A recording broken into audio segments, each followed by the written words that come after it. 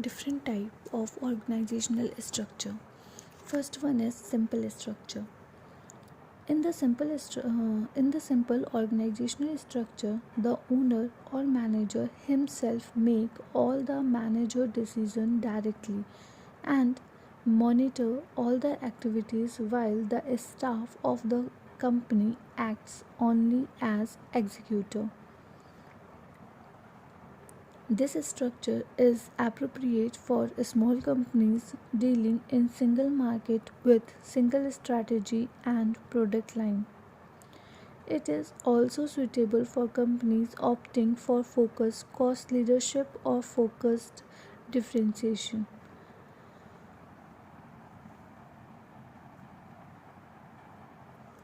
Advantages: very simple to build and operate. Very little rules and formalization involved. Communication is frequent and direct. Disadvantage of simple organizational structure: as company grow and become complex, simple structure will become ineffective.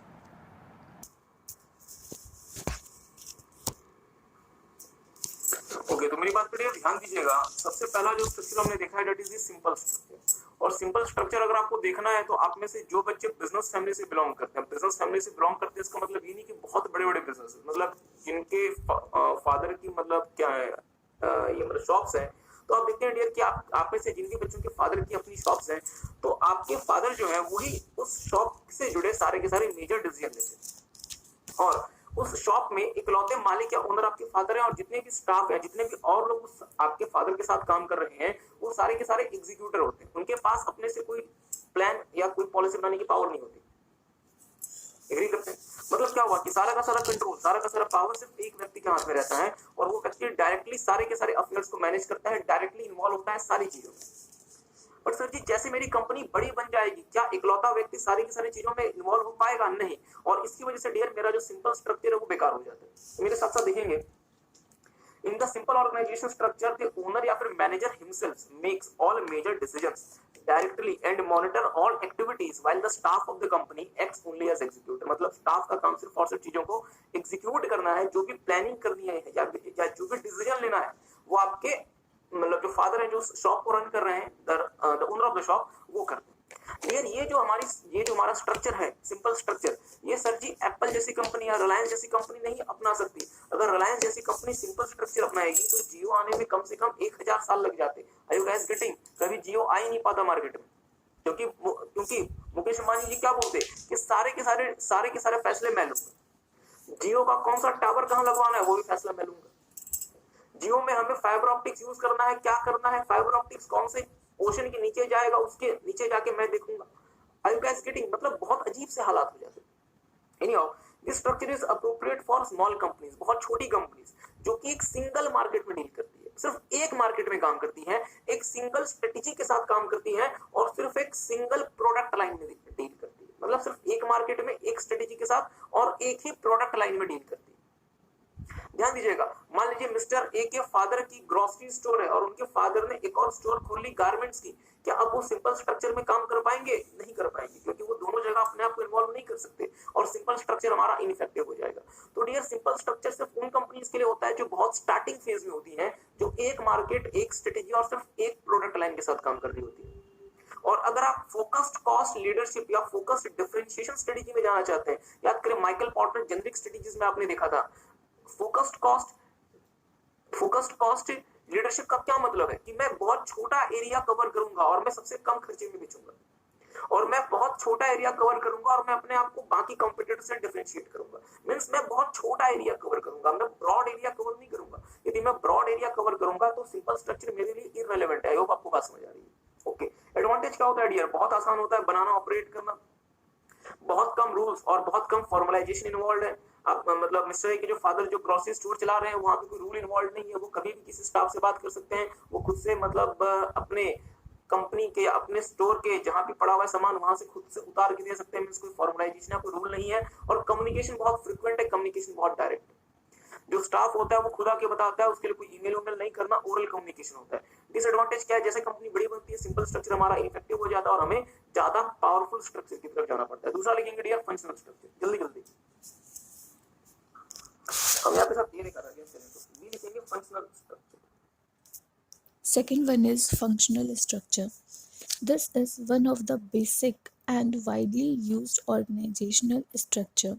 In this structure, organization is structured on the basis of major function performed in the organization like production, marketing, finance, human resources, etc. For example, just an एक hierarchy है, CEO है, CEO के नीचे production manager काम करते हैं, marketing manager काम करते हैं, finance manager, HR manager, purchase manager and R and D manager. इसमें हमने जो ऑर्गेनाइजेशन में स्ट्रक्चर बनाया इसमें फंक्शन बेस्ड बनाया है। ओके, नाउ इसके एडवांटेजेस क्या होंगे? Simple and cost effective. Second advantage is easy to understand and easy to implement. Third one is allow rapid communication and decision making. Fourth one is help in specialization of function. Disadvantages: a functional manager may develop a narrow perspective and remain concerned about their specific function only. Functional manager may develop a narrow perspective and remain concerned about their specific function only. Okay. Second one is keep the authority and responsibility concentrated at the top level, thus reduce employee career development opportunity. Third one is as size of organization grow, this structure may become ineffective. ध्यान दीजिएगा, simple structure में क्या था कि company में जो भी काम होगा, प्रोडक्शन, मार्केटिंग, फाइनेंस, एचआर, कुछ भी होगा। ओके, मेरी बात पर थोड़ा सा ध्यान दीजिएगा। सिंपल स्ट्रक्चर में क्या था कि कंपनी में जो भी काम होगा, प्रोडक्शन, मार्केटिंग, फाइनेंस, एचआर, कुछ भी होगा, उसमें सबसे पहले टांग कौन अड़ाएगा? कंपनी का सीईओ, और वही सारे के सारे काम मैनेज करेगा। प्रोडक्शन भी वही देखेगा, मार्केटिंग भी वो देखेगा, फाइनेंस भी वो देखेगा, सब कुछ वो देखेगा। जैसे मिस्टर ए के फादर यदि कोई परचून की दुकान चलाते हैं, कोई ग्रोसरी स्टोर चलाते हैं, तो किससे गुड्स खरीदना है ये भी मिस्टर ए के फादर देखते हैं, मींस परचेज का काम भी वो देखते हैं, मार्केटिंग भी वो देख रहे होते हैं, रुपए पैसे का हिसाब भी वो कर रहे होते हैं, कौन सा स्टाफ को कंपनी में रखना है, कौन से नौकर को कंपनी से बाहर निकालना है, वो भी वो देख रहे होते हैं। अगर कोई रिसर्च, बेसिकली कोई रिसर्च तो मतलब करनी नहीं होती, फिर भी अगर कोई रिसर्च करते हैं तो वो भी वो देखेंगे। तो ये था हमारा सिंपल स्ट्रक्चर। फंक्शनल में क्या होता है, हमें समझ आ जाती है सर जी कि सब कुछ हम नहीं कर सकते, तो हमने क्या किया, हमने डियर कंपनी के अलग अलग फंक्शंस के लिए, प्रोडक्शन के लिए हमने कोई और बंदा रख लिया, मार्केटिंग के लिए किसी और को रख लिया, फाइनेंस के लिए किसी और को रख लिया, एचआर के लिए किसी और को रख लिया, परचेज के लिए किसी और को रख लिया, और आर&डी के लिए किसी और को रख लिया। और हम क्या करेंगे, हम सबके बॉस बन के बैठे, मींस प्रोडक्शन का काम कोई और देखेगा, मार्केटिंग का काम कोई और देखेगा। मींस डियर हमने अलग अलग फंक्शंस को अलग अलग लोगों में डिवाइड कर दिया और हम उन सारे लोगों के सीईओ या फिर बॉस बन के बैठे। Are you guys getting? और सिंपल में क्या था कि सारा का सारा कुछ ही हम कर रहे हैं। मेरी बात पे ध्यान दीजिएगा, यहाँ पे प्रोडक्शन के बारे में डिसीजन लेने का अधिकार किसके पास है? सीईओ के पास नहीं है, प्रोडक्शन मैनेजर क्या होता है, मार्केटिंग का डिसीजन मार्केटिंग मैनेजर लेगा। बट सर जी सिंपल में मार्केटिंग हो, प्रोडक्शन हो, परचेज हो, फाइनेंस हो, कुछ भी हो, वो सब कुछ हम करेंगे। Are you guys getting? मेरे साथ साथ देखेंगे इसका सबसे बड़ा मतलब इसके क्या क्या मतलब एडवांटेजेस होते हैं। सर जी सिंपल होता है, कॉस्ट इफेक्टिव होता है, इंप्लीमेंट करना आसान है, अंडरस्टैंड करना आसान, रैपिड कम्युनिकेशन और डिसीजन मेकिंग होती है, क्योंकि फंक्शनल के अलग अलग लोग हैं तो आपस में बातचीत कर सकते हैं और तेजी से फैसला ले सकते हैं। और सबसे इंपॉर्टेंट यार फंक्शन स्पेशलाइजेशन पे हमारा फोकस होता है। ध्यान दीजिएगा, फंक्शन स्पेशलाइजेशन पे हमारा फोकस होता है। What I mean by the term function specialisation, जैसे मैंने मिस्टर ए को प्रोडक्शन मैनेजर बना दिया, तो मिस्टर ए का सारा ध्यान कहाँ होगा?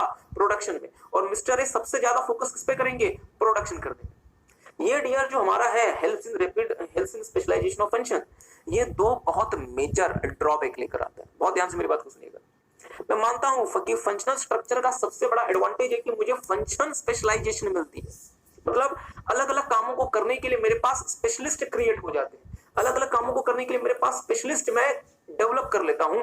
ये इसका सबसे बड़ा एडवांटेज है। बट इसका सबसे बड़ा डिसएडवांटेज इसकी वजह से दो क्रिएट हो जाते हैं। पहला, अगर मैंने मिस्टर ए को प्रोडक्शन मैनेजर बनाया तो मिस्टर ए सिर्फ और सिर्फ प्रोडक्शन के बारे में सोचेंगे और इनका जो विजन है, इनकी जो सोच है वो नैरो हो जाएगी और वो सिर्फ और सिर्फ प्रोडक्शन के बारे में कंसर्न होंगे और एक कंपनी एज अ होल के बारे में कंसर्न होना बंद हो जाएंगे। बट मेरा आपसे छोटा सा सवाल, क्या सिर्फ बेहतर प्रोडक्शन करके ही हम तरक्की कर लेंगे? नहीं सर, सब कुछ करना पड़ेगा। ठीक बात। दूसरा, क्या सिर्फ बेहतर प्रोडक्शन करके हमें रिजल्ट मिलता है या जब हम सारा कुछ सही से करें तो रिजल्ट मिलेगा? सर जी, जब आप सारा कुछ सही से करेंगे तो रिजल्ट मिलेगा। एग्री करते हैं? तो मिस्टर ए ने चाहे जितने अच्छे से प्रोडक्शन किया हो, क्या कभी ये कहा जाएगा कि मिस्टर ए की वजह से हमने ग्रो कर लिया? नहीं सर। मतलब इस सारी मलाई कौन खाएगा? सीईओ। तो इसका मतलब क्या हुआ, हमारे जो फंक्शनल मैनेजर्स हैं उनके लिए डियर करियर डेवलपमेंट अपॉर्चुनिटी कम हो जाती है क्योंकि सारा का सारा जो अधिकार है, सारी की सारी जो रिस्पॉन्सिबिलिटीज है वो सीईओ की है। तो इससे हमारे एम्प्लॉय का मोरल डाउन हो जाता है। तो मेरे साथ साथ देखिए, फंक्शनल मैनेजर में develop a narrow perspective and remain concerned about their specific function only. मतलब वो सिर्फ अपने बारे में सोचेंगे, अपने फंक्शन के बारे में सोचेंगे, उनको कंपनी से लेना देना खत्म हो जाएगा। दूसरा, अथॉरिटी और रिस्पॉन्सिबिलिटी चूंकि टॉप लेवल पे आपने जमा कर दी तो इसकी वजह से इंपैक्ट ये होगा कि इंप्लॉइज के लिए, मतलब फंक्शनल मैनेजर्स के लिए डियर करियर डेवलपमेंट अपॉर्चुनिटीज आपकी कम हो जाएंगी। और तीसरा, जैसे आपकी कंपनी डियर बड़ी बनती है तो फंक्शनल मैनेजर भी हमारा इनइफेक्टिव हो जाता है। फिर हम मूव करते हैं डिविजनल स्ट्रक्चर की तरफ। तो तीसरा लिखेंगे डियर डिविजनल स्ट्रक्चर। जल्दी से सी आएगा शायद, हाँ डिविजनल स्ट्रक्चर। जल्दी जल्दी। नहीं, हमने सोचा था डियर कि आज ये खत्म हो जाएगा बट ऐसा हमें होता हुआ प्रतीत नहीं होता। इट डज नॉट सीम सो। लिखेंगे dear. Now, third one is divisional structure. As size of the organization grow, it becomes very difficult to manage the organization on functional basis. In such situation, company may adopt a divisional structure. Divisional structure is the following categorized into four parts: division by product or services, division by customer, division by geographical area, and division by process. Let's see one by one in detail. Division by product or services. In this case, organization is structured on the basis of a major product or services organization deal in. This structure is more appropriate when organizational strategy focus on the product. I repeat, division by product or services. In division by product or services, organization is structured on the basis of major product or services in which organization deals. This structure is more appropriate when organizational strategy focus on product and services. Hierarchy. CEO के अंदर आएंगे product manager 1, product 2 manager, product 3 manager, product 4 manager. तो कृपया dear थोड़ा सा मेरी बात पे ध्यान देंगे। डिवीजन हम 4 प्रकार से कर सकते हैं। पहला, अपने प्रोडक्ट बेसिस पे। तो मान लीजिए डियर एप्पल को पता है कि एप्पल 4 मेजर प्रोडक्ट सेल करती है, आईफोन, आईपैड, मैकबुक और आईटी। तो एप्पल क्या कर सकती है, अपने स्ट्रक्चर को इन 4 प्रोडक्ट्स के बेसिस पे डेवलप कर सकती है। मींस एप्पल ने एक आईफोन का मैनेजर बना लिया, एक आईपैड का मैनेजर बना लिया, एक आईट्यून्स का मैनेजर बना लिया और एक मैकबुक का मैनेजर बना लिया। इसका एडवांटेज क्या होगा? इसका एडवांटेज ये होगा कि मैं अपने प्रोडक्ट्स पे, अपने सर्विसेज पे बहुत ज्यादा फोकस कर सकता हूं और जो मेरा आईफोन का मैनेजर होगा वो सिर्फ और सिर्फ आईफोन के बारे में कंसर्न होगा कि हमें दुनिया भर में आईफोन का मार्केट शेयर बढ़ाना है। ठीक है। तो डियर इसके बाद लिखेंगे division bye geographical area. Division bye geographical area या फिर रीजन। तो आपने फर्स्ट लिख लिया था ना, division bye Division by geographical area or region. In division by geographical area or division by region, organization is structured on the basis of major area it operates in. This structure is best suited when the organizational strategy focus on different geographical area. For example, the hierarchy will be CEO के अंदर आएंगे area 1 manager, area 2 manager, area 3 manager and area 4 manager. और इसके बाद लिखना चाहते हैं तो डिवीजन बाय कस्टमर्स। मान लीजिए कि एप्पल कंपनी जो है वो भारत में इस तरीके से काम करती है कि भाई नॉर्थ इंडिया, साउथ इंडिया, मतलब नॉर्थ ईस्ट इंडिया और वेस्ट इंडिया, ठीक बात है। तो अब अगर इस तरीके से अगर एप्पल की स्ट्रेटेजी वो नॉर्थ इंडिया बेस्ड है, वो आईफोन आईपैड बेस्ड में नहीं है, वो नॉर्थ इंडिया में अपने आप को एक्सपेंड करना चाहती है, साउथ इंडिया में अपने आप को एक्सपेंड करना चाहती है, नॉर्थ ईस्ट इंडिया में अपने आप को एक्सपेंड करना चाहती है, वेस्ट इंडिया में अपने आप को एक्सपेंड करना चाहती है। अगर हमारी स्ट्रेटेजी कहती है कि हमें एरिया वाइज एक्सपेंशन करनी है, प्रोडक्ट वाइज एक्सपेंशन, हमें अपने आप को प्रोडक्ट वाइज एक्सपेंड नहीं करना, हमने अपने आप को डियर एरिया वाइज एक्सपेंड करना है। तो डियर अगर हमें अपने आप को एरिया वाइज एक्सपेंड करना है तो हमारे लिए जो बेस्ट सूटेड अप्रोच है that is division bye geographic area, जहां पे हम अपनी कंपनी का जो स्ट्रक्चर बनाते हैं वो ज्योग्राफिकल एरियाज के बेसिस पे बनाते हैं। मींस हम जो मैनेजर अपॉइंट करेंगे वो होगा नॉर्थ इंडिया का मैनेजर, साउथ इंडिया का मैनेजर, ईस्ट इंडिया का मैनेजर, नॉर्थ ईस्ट इंडिया का manager, so on and so fourth. I hope आपको बात समझ आई। तीसरा लिखेंगे डियर डिवीजन बाय कस्टमर्स, जल्दी जल्दी लिखेंगे। Third division is division by customer. In this approach, in division by customer approach, company is structured on the basis of major customer it deals with. This structure is adopted when the strategy of the company focus on building and expanding the relationship with few major customer. I repeat, in this approach, company is structured on the basis of major customer it deals with.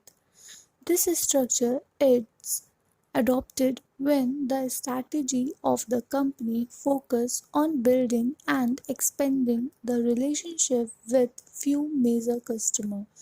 For example, CEO के अंदर hierarchy आएगी, type 1 customer manager, type 2 customer manager, type 3 customer manager.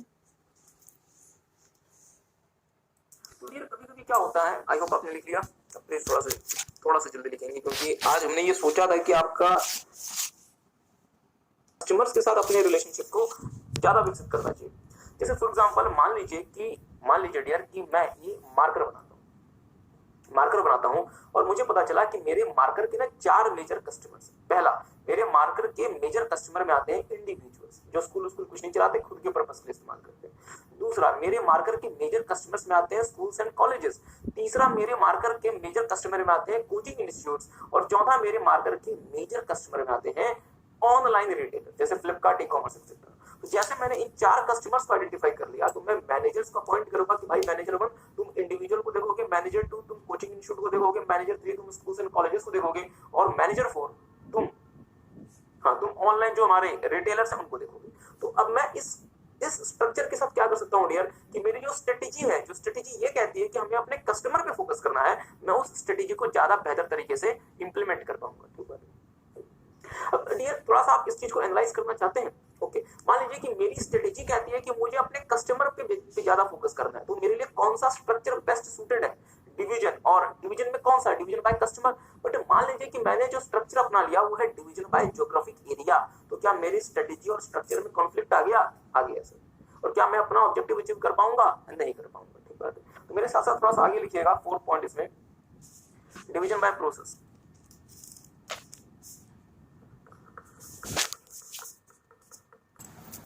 Now, last category of divisional structure is division by process. Sometimes the work of the organization is divided into few major processes. Through this structure, company can have a better monitoring and control of its different process. Hierarchy will be CEO के नीचे आएंगे process 1 manager, process 2 manager, process 3 manager, etc. Now, major advantages: clear and accountability and responsibility of divisional head. Divisional head की clear और accountability होगी, उनकी clear responsibility होगी। Second advantage is create opportunity for divisional managers. Third one is easy to add new product or services. Fourth one is build competitive advantage for the entity. The major disadvantage is costly to build, operate, and maintain. And second disadvantage is difficult to understand. तो please मेरी बात पर ध्यान दीजिएगा, हमने आपको उससे कुछ एडवांटेजेस और उससे कुछ डिसएडवांटेजेस लिखवाए। एडवांटेज में क्या है, हमारे डिविजनल हेड्स की, जैसे मेरा मेरा मान लीजिए कि अगर हमने अपॉइंट किया हुआ है, अगर हमने यूज किया हुआ है डिवीजन बाय प्रोडक्ट, तो हमारा प्रोडक्ट वन जो मैनेजर होगा उसकी अकाउंटेबिलिटी और उसकी रिस्पॉन्सिबिलिटी क्लियर है कि प्रोडक्ट वन के परफॉर्मेंस के लिए हमारा प्रोडक्ट वन का मैनेजर जिम्मेदार है, कंपनी का सीईओ जिम्मेदार नहीं है। प्रोडक्ट वन के परफॉर्मेंस के लिए हमारा प्रोडक्ट वन का मैनेजर जिम्मेदार है। इसी तरीके से प्रोडक्ट टू की परफॉर्मेंस के लिए प्रोडक्ट टू का मैनेजर जिम्मेदार है। फंक्शनल में क्या होता था डियर, फंक्शनल में ये होता था कि अलग अलग जो हमारे फंक्शनल मैनेजर्स हैं उनकी क्लियर कट रिस्पॉन्सिबिलिटी नहीं आती थी, क्योंकि जब तक सारे फंक्शनल मैनेजर अपना काम करेंगे तो ही जाके रिस्पॉन्सिबिलिटी, तो ही जाके परफॉर्मेंस यहाँ पे क्रिएट होती थी। बट हमने डिवीजन में क्या किया, हमने अलग अलग प्रोडक्ट या अलग अलग सर्विसेज के लिए अलग अलग मैनेजर्स बैठा दिए। अब वो प्रोडक्ट या वो सर्विस कैसा परफॉर्म करेगी, वो उसकी अकाउंटेबिलिटी, उसकी रिस्पॉन्सिबिलिटी उस मैनेजर की होगी। अगर आप बहुत अच्छा, अगर आप परफॉर्म करते हैं तो आपके लिए अपॉर्चुनिटी क्रिएट होगी, नए प्रोडक्ट और सर्विसेज ऐड करना आसान है। और अगर मैं डिवीजन बेसिस पे स्ट्रक्चर्ड हूं तो मैं अपने अलग अलग प्रोडक्ट्स, अपने अलग अलग सर्विसेज, अपने अलग अलग ज्योग्राफिकल एरिया पे अच्छे से फोकस करूंगा तो मुझे मेरे कॉम्पिटिटर के मुकाबले डियर एक कॉम्पिटिटिव एडवांटेज मिलेगा। बट सर इसके डिसएडवांटेजेस क्या है, इसको बिल्ड करना, ऑपरेट करना, मेंटेन करना कॉस्टली है और इसको समझना भी थोड़ा सा मुश्किल है compare to the simple and functional structure. ध्यान दीजिएगा, इंस्टीट्यूट ने से भी नहीं छोड़ा, इंस्टीट्यूट ने ये भी पूछ लिया कि हमारा डिविजनल स्ट्रक्चर कॉस्टली क्यों होता है। तो अगली जो हेडिंग बनाएंगे उसमें लिखेंगे why divisional structure is costly.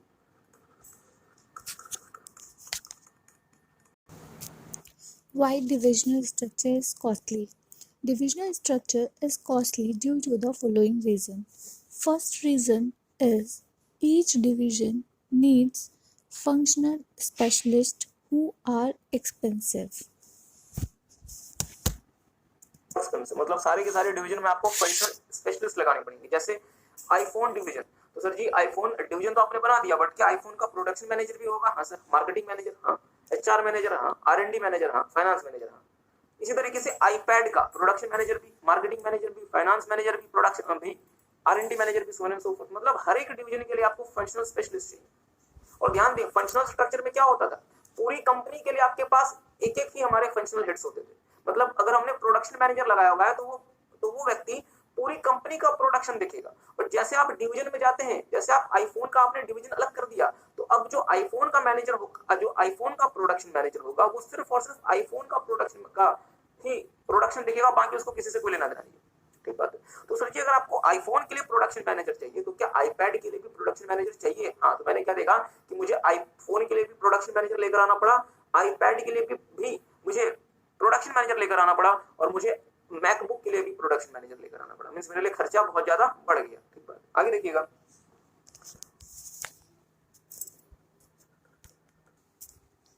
Now, second reason is each division needs well qualified divisional head. Third one is there exists duplication of staff, facilities, etc. That's why divisional structure expensive, costly होता है. Fourth reason is divisional structure need extensive control mechanism.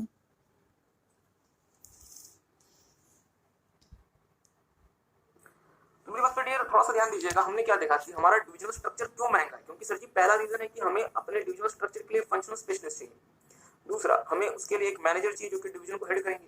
तीसरा, अब अगर मैं अलग अलग functional specialist लेकर आऊं आईफोन के लिए भी, आईपैड के लिए भी, तो सर जी हमें स्टाफ अलग लेकर आना पड़ेगा। दूसरा, आईफोन का जो प्रोडक्शन मैनेजर होगा वो अपनी केबिन अलग मांगेगा, आईपैड का जो प्रोडक्शन मैनेजर होगा वो बोलेगा कि मुझे अलग से ऑफिस चाहिए। मतलब हमारे पास फैसिलिटीज भी हमें मल्टीपल क्रिएट करनी पड़ेगी, हमारा खर्चा बढ़ जाएगा। और जब सर इतना कुछ आपके पास स्टाफ का की संख्या बढ़ जाएगी तो उसे मैनेज करने के लिए आपके पास एक्सटेंसिव कंट्रोल मैकेनिज्म होना चाहिए। मतलब बहुत ज्यादा कंट्रोल करना पड़ेगा हेड ऑफिस को, कंपनी के टॉप मैनेजमेंट को, अपने अलग अलग डिविजन्स को, और कंट्रोल करने में सर जी पैसा खर्च होता है। So again it is again a reason that why your divisional structure is costly. I hope आपको बात समझ आई। तो एक काम करें, जल्दी से इसको लिख लें और हम आगे आपके साथ प्रोसीड करते हैं डियर, मल्टी डिविजनल स्ट्रक्चर। जल्दी जल्दी आई थिंक इसको हमने कौन सा था, ये हमारा 3 था शायद, ABC। ओके, ये तो C था ना। Now, fourth divisional structure is multi-divisional structure. इसे अपन M form structure भी बोलते हैं. This structure is most suitable in case of large organization comprising several business. In this structure, separate semi-autonomous division will be created representing a distinct business. Each division will have their own functional hierarchy and there will be divisional manager having full control over the day-to-day management. The corporate office will determine the long-term direction and exercise the overall functional control over the divisions. The hierarchy will be CEO, then CEO के नीचे आएंगे division 1 manager business 1, divisional 2 manager business 2, business 3 का divisional 3 manager. ठीक है. अब हर एक division के अंदर, हर एक बिजनेस के अंदर उनके अलग अलग फंक्शन डिवीजन होंगे, that is functional managers. Okay, जल्दी से लिख लें. और डियर जिन बच्चों ने लिख लिया, मेरी बात पे थोड़ा सा ध्यान दीजिएगा. जैसे मान लीजिए, जैसे फॉर एग्जांपल डियर, मान लीजिए कि हमारी देश की कंपनी रिलायंस, आपको पता है रिलायंस FMCG का बिजनेस भी करती है, ऑयल एंड गैस का बिजनेस भी करती है. अब उसने टेलीकॉम का बिजनेस भी शुरू कर दिया, रिटेल मतलब चले रिटेल तो हो गया. इसी तरीके से डियर वो और भी बिजनेसेस करती है. तो रिलायंस क्या कर सकती है, अपने अलग अलग बिजनेसेस को अलग अलग डिवीजन मान सकती है और अपने अलग अलग डिविजन्स को के ऊपर एक मैनेजर लगा देगी, जो मैनेजर उस डिवीजन के डे टू डे अफेयर्स को मैनेज करेगा. मुझे एक बात सोच के बताएं ना कि क्या मुकेश अंबानी जी इस बात का फैसला करें कि रिलायंस जियो का अगला टावर कहां लगना है? नहीं सर, पॉसिबल नहीं. इस बात का फैसला कौन करेगा? रिलायंस जियो का डिवीजन मैनेजर करेगा. हाँ, पर ओवरऑल कंपनी की ऑब्जेक्टिव्स क्या होने चाहिए, ओवरऑल कंपनी की स्ट्रेटेजी क्या होनी चाहिए, इस बात का फैसला कौन करेगा? मुकेश अंबानी जी करेंगे. मतलब कंपनी का जो कॉर्पोरेट ऑफिस है वो लॉन्ग टर्म स्ट्रेटेजीज बनाएगा और अलग अलग बिजनेसेस के डे टू डे अफेयर्स को कौन मैनेज करेगा? हमारी उस पर्टिकुलर डिवीजन के जो भी हमारे मैनेजर. ठीक बात है. तो इस तरीके से डियर हमारा क्रिएट होता है मल्टी डिविजनल स्ट्रक्चर. तो ध्यान दीजिएगा थोड़ा सा. This structure is most suitable in case of large organizations comprising several businesses. In this structure, separate semi-autonomous division. ध्यान दीजिएगा, जो आपने डिवीजन क्रिएट किया है, मींस जो आपने FMCG का डिवीजन बनाया, ऑयल एंड गैस का डिवीजन बनाया, या जो भी आपने डिवीजन क्रिएट किया, वो सेमी ऑटोनोमस है. मतलब वो छोटे मोटे फैसले, डे टू डे फैसले खुद से ले सकता है, बट जो लॉन्ग टर्म डिसीजन होंगे वो आप ले लें. Each division will have their own functional hierarchy. अब जैसे मान लीजिए ऑयल एंड गैस डिवीजन है तो उसका प्रोडक्शन मैनेजर, मार्केटिंग मैनेजर, ये सब कुछ होगा. रिलायंस जियो का भी अपने सारे के सारे मैनेजर्स होंगे. इसी तरीके से रिटेल के भी अपने सारे के सारे मैनेजर्स होंगे और वो लोग उसके जो भी उसका फंक्शन का काम है उसे मैनेज करेंगे. And there will be a divisional manager having full control over the day to day management. और जो हमारा डिविजनल मैनेजर होगा वो उस पर्टिकुलर डिवीजन के डे टू डे जो भी चीजें उसको अपना कंट्रोल किया करेगा. और जो हमारा कॉर्पोरेट ऑफिस होगा वो लॉन्ग टर्म डायरेक्शंस को स्पेसिफाई करेगा और ओवरऑल फाइनेंशियल कंट्रोल एक्सरसाइज करेगा. तो डियर ये थोड़ा सा महत्वपूर्ण है कि ये फाइनेंशियल कंट्रोल्स क्या है. मेरी बात पे थोड़ा सा ध्यान दीजिएगा डियर. अब मुझे एक बात सोच के बताएं, टेक सम टाइम, मुझे एक बात सोच के बताएं. मुकेश अंबानी जी ने लेट्स से आप सीए बन गए और आपको कहा कि ठीक है आप हमारे ऑयल एंड गैस का बिजनेस देखिए. ठीक बात है. और उस ऑयल एंड गैस के डे टू डे डिसीजंस को आप लेते हैं. तो मुकेश अंबानी जी कैसे इस बात का पता लगाएंगे कि आप सही से काम कर रहे हैं? वो आपके ऊपर फाइनेंशियल कंट्रोल्स वो आपको फाइनेंशियल कंट्रोल्स के हिसाब से मैनेज करेंगे. जैसे आपको अपने डिवीजन का रेवेन्यू इतने परसेंट बढ़ाना है, आपको अपने डिवीजन का खर्चा इस लेवल पे रखना है, आपको अपने डिवीजन में रिसर्च इतनी करनी है, मींस वो आपके साथ फाइनेंशियल कंट्रोल्स के बेसिस पे आपको कंट्रोल करेंगे. क्या मेरी बात किसी को समझ आई? तो हम क्या करते हैं, हम जब मल्टी डिविजनल स्ट्रक्चर बनाते हैं डियर, तो हमारा जो हेड ऑफिस होता है वो अपने अलग अलग डिविजन्स को फाइनेंशियल कंट्रोल्स के एस्पेक्ट के बेसिस पे कंट्रोल किया करता है या फिर फाइनेंस के या फिर फाइनेंशियल पैरामीटर्स में कंट्रोल करता है. तो जल्दी से 2 मिनट में जल्दी से लिखेंगे एडवांटेजेस. जल्दी लिखेंगे advantages. now advantages of multi-divisional structure. First advantage is better performance monitoring of individual business. Second is facilitate comparison between divisions. Third advantage is improve allocation of resources. There are two disadvantages of multi-divisional structure. First one is costly to build, operate and maintain and difficult to understand.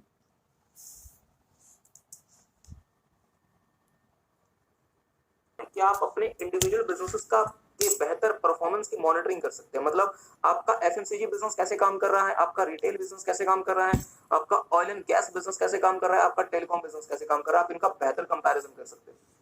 मतलब इनके performance को बेहतर तरीके से monitor कर सकते हैं और आप अलग अलग डिविजन्स का कंपैरिजन कर सकते हैं। मतलब एफएमसीजी कितना बढ़ा, उसके कंपैरिजन में हमारा रिटेल बिजनेस कितना बढ़ा, इसके कंपैरिजन में हमारा ऑयल एंड गैस बिजनेस कितना बढ़ा। अब let's say oil and gas बहुत तेजी से ग्रो कर रहा है और रिटेल हमारा बहुत बुरी तरीके से डाउन जा रहा है, तो हो सकता है डियर कि हम अपने रिटेल को डाइवेस्ट कर दें और उससे पैसा कहां लगा दें, एफएमसीजी में लगा दें।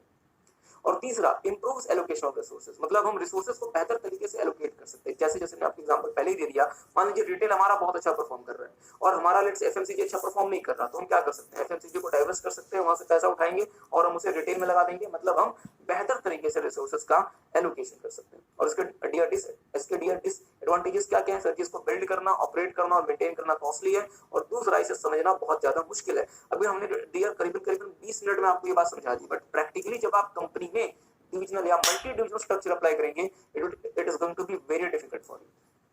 तो हम आपको कुछ नया तो नहीं करा रहे, बट हम आपको थोड़ा सा कंपैरिजन बताते हैं। ध्यान दीजिएगा, आज हमने आपके साथ 4 स्ट्रक्चर किया। सिंपल स्ट्रक्चर क्या था, जहां सिर्फ एक व्यक्ति सारा का सारा कुछ देखेगा और वो व्यक्ति सब चीजों में इन्वॉल्व होगा। फंक्शनल में आपने अलग अलग काम के लिए अलग अलग लोगों को हायर कर लिया और अब आप अलग अलग लोगों के द्वारा काम को किया, जो भी वो काम करेंगे आप उसे मॉनिटर करेंगे। जैसे प्रोडक्शन मैनेजर आपका प्रोडक्शन का काम देखेगा, मार्केटिंग मैनेजर आपकी मार्केटिंग का काम देखेगा, एचआर वाला एचआर का काम देखेगा। डिवीजन में डियर हमारा बिजनेस एक होता है, बहुत ध्यान से मेरी बात को सुनिएगा। डिवीजन में हमारा बिजनेस एक होता है सिर्फ। वो बिजनेस हमारा अलग अलग प्रोडक्ट बेच रहा है तो हमने डिवीजन बाय प्रोडक्ट कर दिया। वो बिजनेस हमारा अलग अलग एरियाज में काम कर रहा है, हमने डिवीजन बाय ज्योग्राफिकल एरिया कर दिया। वो बिजनेस अलग अलग प्रकार के कस्टमर्स को सर्व कर रहा है, हमने डिवीजन बाय कस्टमर कर दिया। वो प्रोडक्ट जो हम बना के बेचते हैं वो अलग अलग प्रोसेसेस से होके गुजरता है, हमने डिवीजन बाय प्रोसेस कर दिया। सर जी, मल्टी डिविजनल एक यूनिक अप्रोच है जहां पे हमारे बिजनेसेस बहुत सारे हैं और उन सारे बिजनेसेस को मैनेज करने के लिए सही प्रकार से सारे बिजनेसेस को रन करने के लिए डियर हमने क्या किया, हमने अलग अलग बिजनेसेस को अपने अलग अलग डिविजन्स मानने शुरू कर दिए और हर एक बिजनेस के ऊपर हमने एक डिविजनल मैनेजर बैठा दिया जो कि उस बिजनेस के डे टू डे परफॉर्मेंस के लिए जिम्मेदार होगा। और हमारे कंपनी का जो हेड ऑफिस होगा वो ओवरऑल लॉन्ग टर्म परफॉर्मेंस के लिए, लॉन्ग टर्म ऑब्जेक्टिव्स के लिए जिम्मेदार होगा। वो जो हमारा डिविजनल मैनेजर होगा वो उस डिवीजन के सारे फैसले देखेगा शॉर्ट टर्म नेचर के। इसका एडवांटेज हमें ये होगा डियर कि हम बेहतर तरीके से अपने इंडिविजुअल बिजनेसेस के परफॉर्मेंस को देख सकते हैं, कंपैरिजन कर सकते हैं और बेहतर तरीके से हम रिसोर्सेज का एलोकेशन कर सकते हैं। बट अगेन इसका डिसएडवांटेज क्या है, इसे बिल्ड करना, ऑपरेट करना, मेंटेन करना कॉस्टली होता है और इसे समझना, इसे अंडरस्टैंड करना और एक्चुअली इंप्लीमेंट करना dear again it is very very very difficult. So I hope आपको बात समझ आई। हाँ, जहां तक क्लासेस का सवाल है dear, how many more classes will be needed, कम से कम 2 क्लासेस तो लगेंगे।